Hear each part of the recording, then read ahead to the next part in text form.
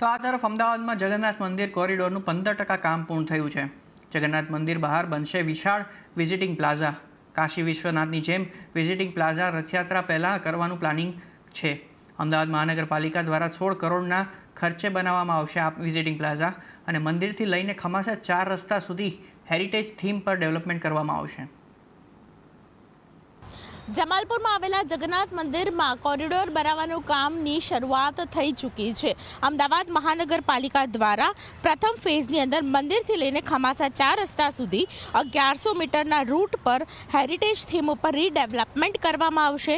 15% કામ પૂરું થઈ ચૂક્યું છે અને જે પ્રકારે આપ દ્રશ્યો જોઈ રહ્યા છો, મંદિરના મુખ્ય ગેટ સામેના 2000 ચોરસ મીટરના વિસ્તારને વિઝિટિંગ પ્લાઝા તરીકે ડેવલપ કરવામાં આવશે। આ એ જગ્યા છે। રથયાત્રા પહેલા મંદિરની સામેના પ્લાઝાનું કામ પૂર્ણ થઈ જશે અને રોડનું રીડેવલપમેન્ટ ડિસેમ્બર સુધી પૂરું થઈ જાય તેવો અમદાવાદ મહાનગરપાલિકાનો નિર્ણય છે।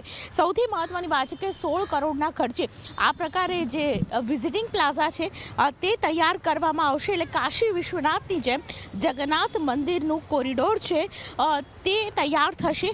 તેનું લગભગ 15% જેટલું કામ છે તે પૂર્ણ થઈ ચૂક્યું છે અને હજુ પણ રીડેવલપમેન્ટ સાથે ખાસ કરીને વિઝિટિંગ પ્લાઝા એવું અદ્ભુત બનાવાશે કે આ વખતની રથયાત્રામાં વિઝિટિંગ પ્લાઝા છે તે આકર્ષણનું કેન્દ્ર બની જાય। તો બધા સમાચાર